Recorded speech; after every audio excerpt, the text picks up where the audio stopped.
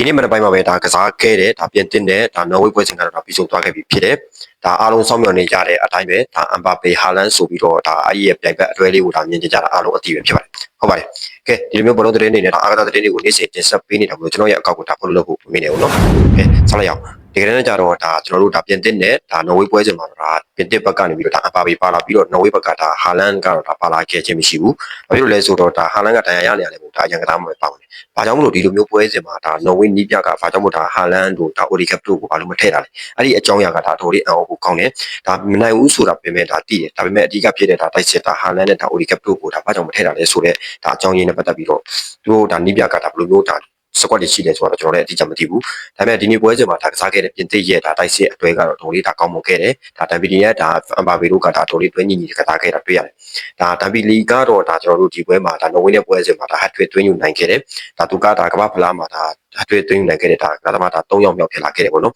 ဒါကျွန်တော်တို့ဒါတမ်ပီလီကဒါ32မိနစ်မှာပဲဒါသူကဒါဟတ်ထွေသွင်းယူနိုင်ခဲ့တယ်ပထမပိုင်းဒါမပြီးခင်မှာပဲသူကဒါဟတ်ထွေသွင်းယူနိုင်ခဲ့တဲ့ကသမားဖြစ်လာခဲ့တယ်ဘာကြောင့်လဲသူကဒါတမ်ပီလီနဲ့ဒါအမ်ဘာပီကဒါတိုက်စစ်အတွဲမှာဒါတော်လေးတွဲညီကစားနေတာကိုကျွန်တော်တို့တွေ့ရတယ်ပြီးတော့ကျွန်တော်တို့ဒီတမ်ပီလီကဒါကျွန်တော်တို့ဘောလုံးဒီယောဆုဒါရေဖာသာကသမားဒါဖြစ်လာတယ်ပေါ့နော်ဒါတမ်ပီလီကအခုဒါဒီလိုမျိုးဒါကပတ်ဖလာတာရှိခဲ့မဲ့ဆိုရင်တမ်ပီလီအတွက်ကဒါနောက်တစ်ချိန်ဒါကျွန်တော်တို့ဒါဘောလုံးဒီယောဆုရတော့ဖို့အတွက်ဒါရေပန်းစားနိုင်ဒါဘောလုံးဒီယောဆုကဒါရသွားနိုင်တယ်ပေါ့နော်ဒါအမ်ဘာပီအနေနဲ့ကတော့ဒါကပတ်ဖလာမှာဒါအမ်ဘာပီကဒါရွှေစမ်းကောင်းနေပြတ်ပဲဒါပေမဲ့ဒီနော်ဝေးပွဲစဉ်မှာတော့ဒါအနေနဲ့လေးဒါလိုအပ်ချက်တွေရှိနေတာကျွန်တော်တို့တွေ့ရတယ်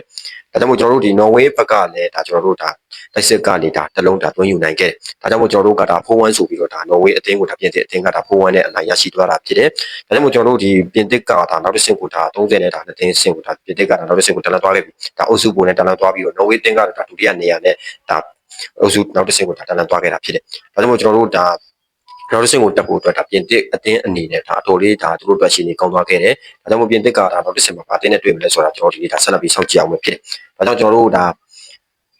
ပြင်သစ်ဒါအနေနဲ့ဒါဗီလီရဲ့ဒါ hat trick ကိုဒါကျွန်တော်ရဲ့ fan တွေဒါဗီလီရဲ့ hat trick ကိုဘယ်လိုမျိုးမြင်လဲကျွန်တော်ရဲ့ comment အောက်မှာဒါဝင်ရောက်ပြီးရေးပေးခဲ့ကြပါဦးခင်ဗျာ